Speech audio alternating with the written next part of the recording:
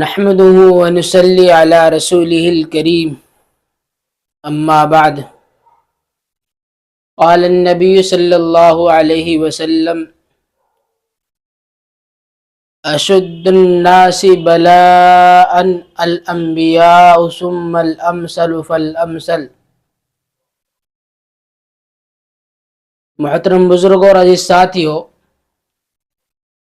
اس حدیث کے اندر اللہ تبارک و تعالی ان آدمیوں کے لیے خوشخبری دے رہے ہیں جو آدمی پریشانیوں اور تکالیف کے اندر مبتلا ہوتے ہیں، جن کو اللہ تبارک و تعالی آزمائشوں میں مبتلا کرتے ہیں، تکالیف کے اندر مبتلا کرتے ہیں، صدمہ اور غم ان کو پہنچتا ہے، ایسے آدمیوں کے لیے اللہ تبارک و تعالی خوشخبری دے رہے ہیں، خوشخبری دے رہے ہیں۔ اب یہ پریشانی اور تکالیف دو قسم کی ہوتی ہیں۔ ایک تکلیف تو یہ ہوتی ہے کہ آدمی کو جب مصیبت آتی ہے، جب پریشانی آتی ہے، جو غم یا صدمہ ہوتا ہے، جب غم یا صدمہ ہوتا ہے تو وہ آدمی اس پریشانی اور اس تکلیف اور اس صدمے پر نعوذ باللہ اللہ تبارک و تعالیٰ کے اوپر شکایت کرنے لگ جاتا ہے کہ اللہ تبارک و تعالیٰ کو یہ پریشانی بھیجنے کو نہیں ملا تھا، یہ میرے اوپر ہی آنی تھی، یہ کسی اور کو اوپر نہیں ڈال دیتے۔ تو ایک آدمی تو یہ ان الفاظوں کو کہتا ہے، اور ایک قسم کا آدمی ہوتا ہے جب اس آدمی کو یہ پریشانی مصیبت آتی ہیں، تکالیف آتی ہیں، اللہ کی طرف سے سزا آتی ہے، تو وہ آدمی شکوے شکایت نہیں کرتا، وہ ان تکالیف ان پریشانیوں پر صبر کرتا ہے، وہ صبر کرتا رہتا ہے۔ تو پھر ابھی سوال ہوتا ہے کہ جب یہ دو قسم کے آدمی ہوتے ہیں تو ان دونوں قسم کے آدمی میں کون سا ایسا آدمی ہے کہ جس آدمی پر اللہ تبارک و تعالی مصیبت اور پریشانی اور تکالیف بھیجتے ہیں تو کیا یہ تکالیف اور پریشانی اس کے لیے سزا ہے یا باعث برکت ہے؟ یہ بات سمجھنے کی ہے کہ تکالیف پریشانی کس آدمی کے لیے باعث برکت ہے یا باعث ثواب ہے یا سزا ہے، یہ کیا ہے؟ سمجھو بات کو کہ ایک آدمی کے اوپر اللہ تبارک و تعالیٰ نے پریشانی بھیجی، تکالیف ڈالی، کوئی سزا آئی، کوئی صدمہ، کوئی غم، کاروبار میں کمی ہے نا۔ قرآن کریم کے اندر وَلَنُذِيقَنَّهُم مِّنَ الْعَذَابِ الْأَدْنَىٰ دُونَ الْعَذَابِ الْأَكْبَرِ لَعَلَّهُمْ يَرْجِعُونَ کہ آخرت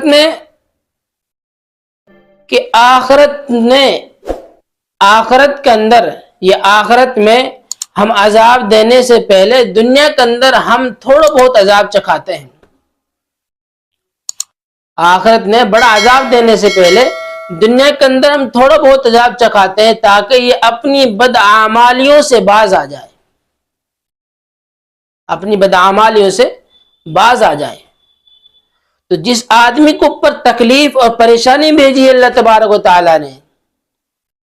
اگر وہ آدمی ان تکلیفوں پر صبر کرتے ہوئے پہلے سے اللہ تبارک و تعالیٰ کے لیے نمازیں پڑھتا تھا اور نیک اعمال کرتا تھا، تو اب ان نمازوں میں، ان نیک اعمال میں اگر کمی آ رہی ہے، نماز کم کر دی یا نماز بالکل چھوڑ دی اور ظاہری اسباب تلاش کرنے لگ گیا،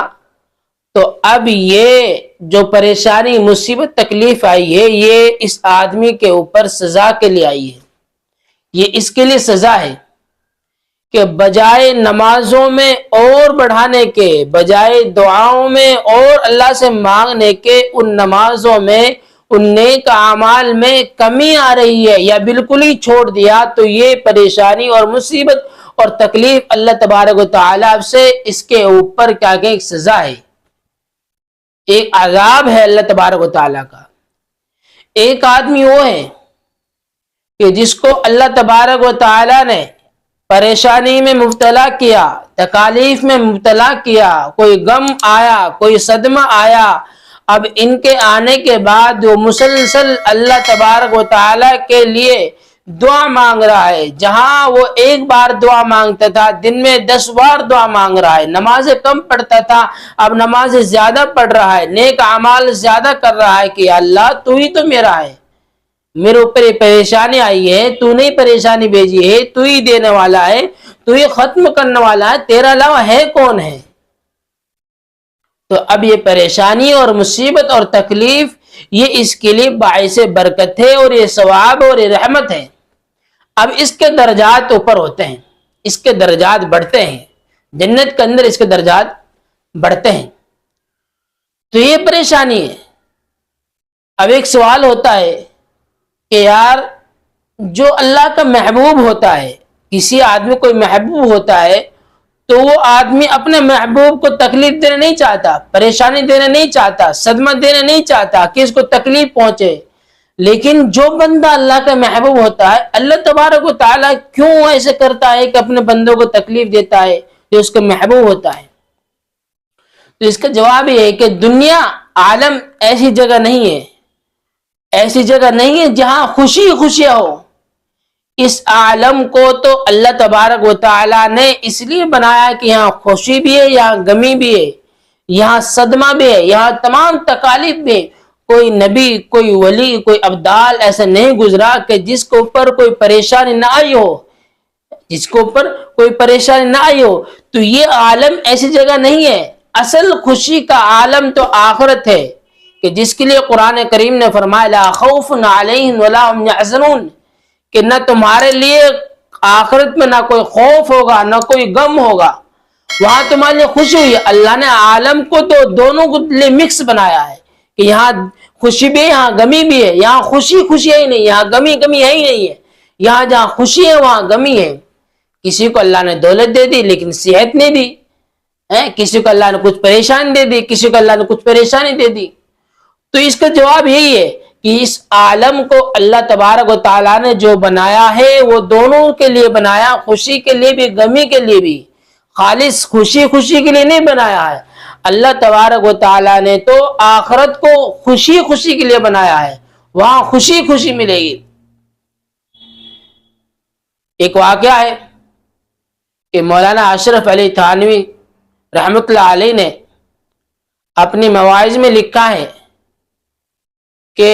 حضرت خضر علیہ السلام سے ایک شخص کی ملاقات ہوئی، اور ملاقات کے دوران اس شخص نے یہ کہا کہ حضرت میرے لیے دعا ایسی کر دیجئے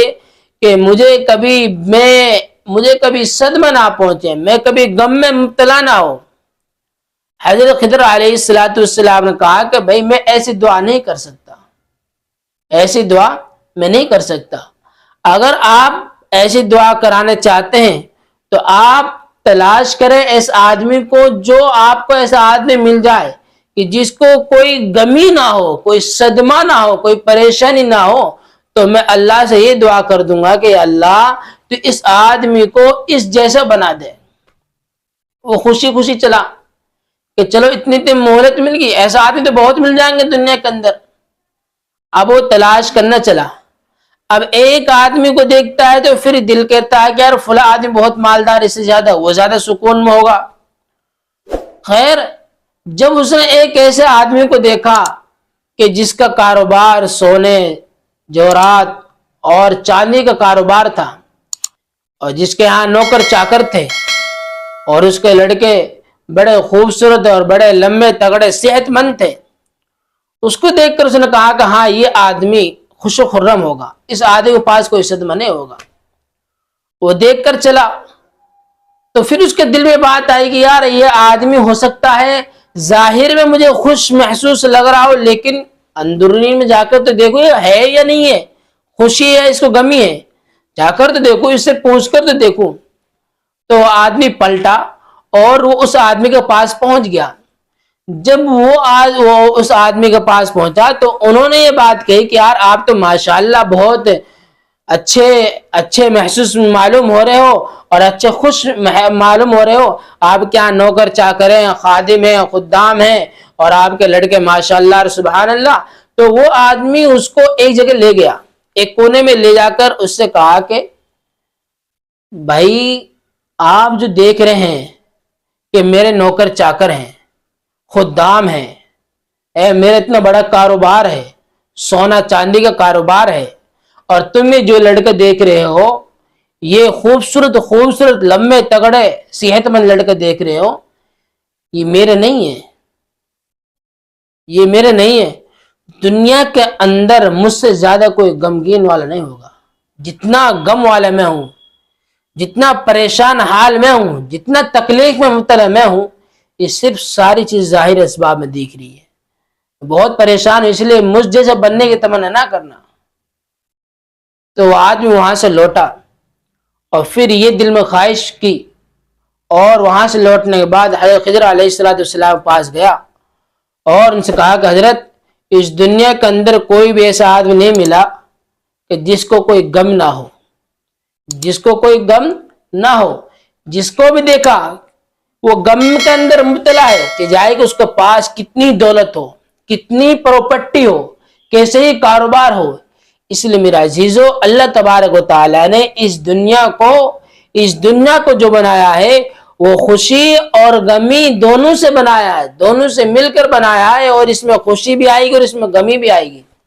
لیکن اس خوشی اور اس غمی کے ساتھ ہمیں اللہ تبارک و تعالیٰ کی عبادت کو